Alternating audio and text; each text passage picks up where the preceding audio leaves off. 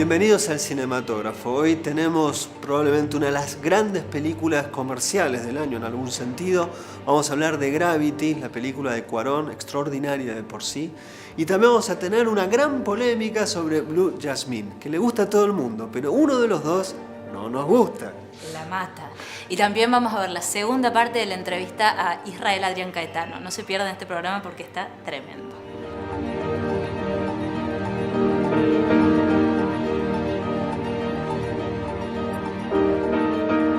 Gravity o Gravedad, la extraordinaria película de Alfonso Cuarón.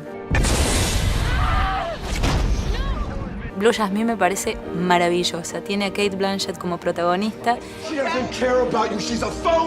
NK, la versión de Néstor Kirchner, el documental, con el genial Israel Adrián Caetano.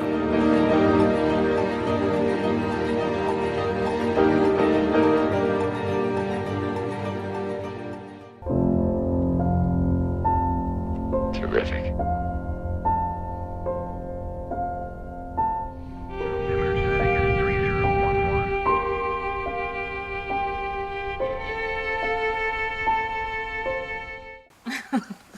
Vamos a hablar de Gravity o Gravedad, la extraordinaria película de Alfonso Cuarón.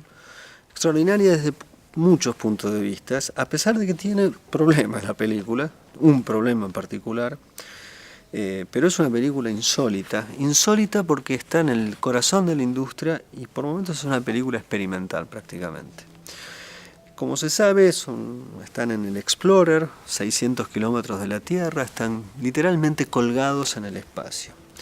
En ese momento la doctora Ryan está literalmente tratando de reparar un sistema que hace uno de los satélites y hay una explosión en una base similar a la que están ellos, pero que es rusa, y en un momento la órbita, literalmente, de los desechos de la explosión entra en la línea y va a hacer impacto donde ellos están. Esto va a implicar un accidente y el personaje, tanto interpretado por Sandra Bullock como el personaje interpretado, que es el capitán, el comandante de esta misión, que está interpretado por George Clooney, alguien más experimentado. En el caso de ella es la primera vez que está en el espacio, van a quedar los dos literalmente perdidos en el espacio, colgándose en el espacio. Todo esto se cuenta, hay una economía narrativa extraordinaria, ¿no? Porque en aproximadamente 10-15 minutos toda la película está contenida, ya sabemos los datos de cómo es ella, de cómo es él. La aparición de él, los dos primeros planos son aproximadamente, llevan 20 minutos de película. La profundidad de campo, es decir, lo que está frente a nuestros ojos y lo que está al fondo, en esta dimensión del 3D, adquiere una extraordinaria efectividad. La aparición de Clooney es, uno lo ve chiquitito, de pronto viene y aparece el astronauta a nuestros ojos. O sea, hay un concepto constante cinematográfico aplicado a lo que la película va contando. Y la sensación literal de 3D es sustituir una experiencia para nosotros imposible que tiene que ver con estar en el espacio, aunque la película es literalmente está todo computarizada, o sea, es digitalizada la sensación de espacio, pero de algún modo es como un poco como pasaba en la caverna de nuestros antepasados, la película de Herzog, donde Herzog nos permitía ver literalmente una cueva donde estaban las primeras impresiones, pinturas de la humanidad. Bueno, acá vemos casi o experimentamos la experiencia de estar en el espacio. Y esto que vos decías de lo experimental, es raro pensar en una película experimental con Sandra Bullock y George Clooney a la cabeza como protagonistas y con Alfonso Cuarón como director, pero efectivamente es así. Es una película experimental, varios pensadores contemporáneos que hablan de una de las características de la modernidad, la ausencia del eje vertical, ¿no? En el mundo ya no se divide en derecha e izquierda, arriba y abajo. Prácticamente Deleuze hace una reflexión sobre la danza, sobre la pintura, sobre ciertos deportes y sobre ciertas enfermedades modernas donde hay ausencia de un eje vertical, ¿no? Entonces yo pensaba que realmente esta concepción que tiene muchísimo que ver con el movimiento y cómo se traduce el movimiento, no cómo se traduce, cómo se reproduce el movimiento en las imágenes, está llevado a cabo por un director de la industria y me parece que hay una apuesta filosófica sin pretenciosidad que es a su pesar. O sea, yo no sé si... Bueno, tampoco no me puedo meter en la cabeza de Cuarón y saber cuáles son sus intenciones o no, pero que realmente es un viaje al espacio esa película. Todo el tiempo se pasan las casi 2 horas dando vueltas, ¿no? Y ellos no, digo, lo que nos define como Homo sapiens, ¿no? Estar verticales, estar parados. Sí, es una película que transmite evidentemente después de ver esto, más allá de que uno pueda o no ser asmático, la relación que uno establece con el oxígeno después de ver el film, no solamente con la gravedad, es vital. O sea, uno entiende realmente el extraño milagro de que en la biosfera existe el oxígeno, que es lo que depende uno para vivir. Uno le hace sentir la película físicamente la falta de oxígeno o la necesidad de oxígeno. Roger, y sin decir en ningún momento somos una nimiedad en el mundo, porque no está subrayando ese... Esto es uno de los puntos para mí más importantes de la película. Ya en la anterior había una cierta tendencia discursiva a lo New Age o un pensamiento... ¿Los hijos del hombre? Los niños del hombre. Acá no está esto, acá hay como una especie de austeridad discursiva. El discurso es la película, es la fisicidad que tiene el film en sí, y en ese sentido es lo que es extraordinario. Aparte hay decisiones narrativas rarísimas. Para mí el gran problema, para cerrar, es que tiene excesiva música. So what do you think? I love it. You shouldn't spoil me so. Well, why not? Who else was I gonna spoil? He met me at a party and swept me off my feet. I fell in love with the name Jasmine. Yo después de ver Gravedad me parecía que estaba mi semana absolutamente cubierta, y más cuando sabía que el próximo estreno tenía que ver con Woody Allen, que por ahí está todo bien, pero uno ya, no sé si es que espera demasiado, personalmente. Y Blue Jasmine me parece maravillosa, tiene a Cate Blanchett como protagonista. Woody Allen vuelve a filmar en su tierra y me parece que eso lo suelta un poco y hace una especie de fusión entre el melodrama y la comedia que me pareció muy interesante. Pero más allá de eso, más allá de la narrativa, estoy impactada por los primeros planos, por la imagen de Cate Blanchett representando a una mujer de la clase alta de la sociedad adinerada y su venida a menos. Eso y la relación con su hermana, que están las antípodas de ser una señora bien. No, a mí yo tuve... es verdad, uno no espera ya tanto de Allen. Allen tiene... Primero, hablar mal de Allen equivale a tener enemigos inmediatamente. Creo que es un cineasta que tiene sus grandes películas, sus buenas películas, sus películas mediocres y sus películas malas. Creo que esta está, desde mi punto de vista, un poco mediocre. No mala, mediocre. Y creo que el problema de la película, si bien veo que naturalmente es mucho mejor que Roma con amor, o sea, fuera de discusión. Creo que después de eso nadie esperaba nada. Después de ese bodrio, pues es la peor película que he hecho en años. Encontrarse con esta película, uno inmediatamente en contraste dice, está buenísima. Pero realmente a medida que iba pasando la proyección, yo tenía otra mirada sobre el film. Me parece que, digamos, es la beta más seria de Allen, es la beta bergmaniana de Allen, ¿no? O sea, es uno de sus puntos, sus admiradores.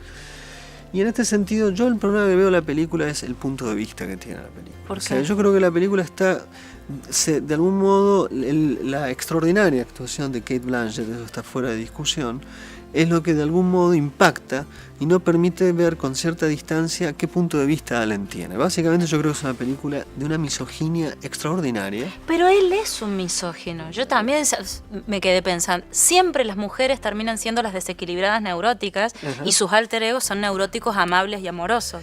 Sí, y hasta cierto punto. Yo estoy de acuerdo que en general la misoginia es un punto fuerte en las películas de él. Creo que acá... está puesto desde un lugar, además hay un odio de clase que me parece como nunca se ha visto en una película. ¿Por qué? ¿En qué sentido? Primero, hay una cantidad de arbitrariedades respecto del guión, la vileza con que trata a la hermana fundamentalmente, en este contraste entre hermana y él, el lugar que va a tener el FBI incluso, el lugar que va a tener las fuerzas del orden en función de algo que sucede, incluso la reivindicación final, en el giro final que tiene el personaje de Alec Baldwin.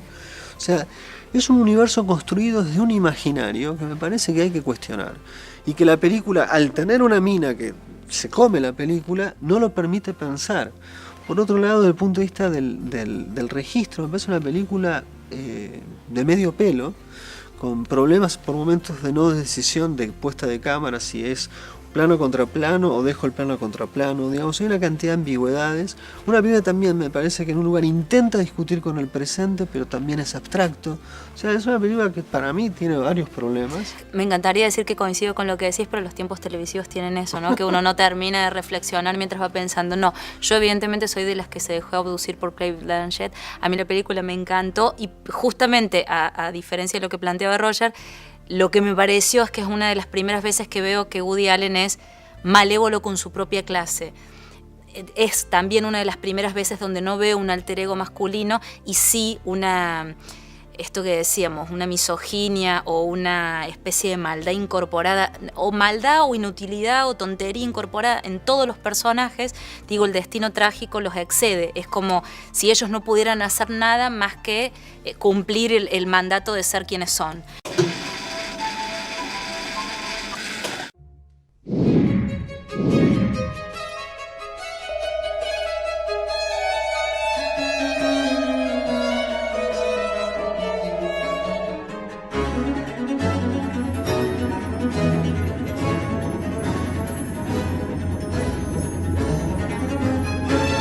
Bueno, así empieza la película y naturalmente es una parodia a la Guerra de las Galaxias. Así empezaba aquellas películas que de algún modo fueron paradigmáticas del género de ciencia ficción, el género en el espacio.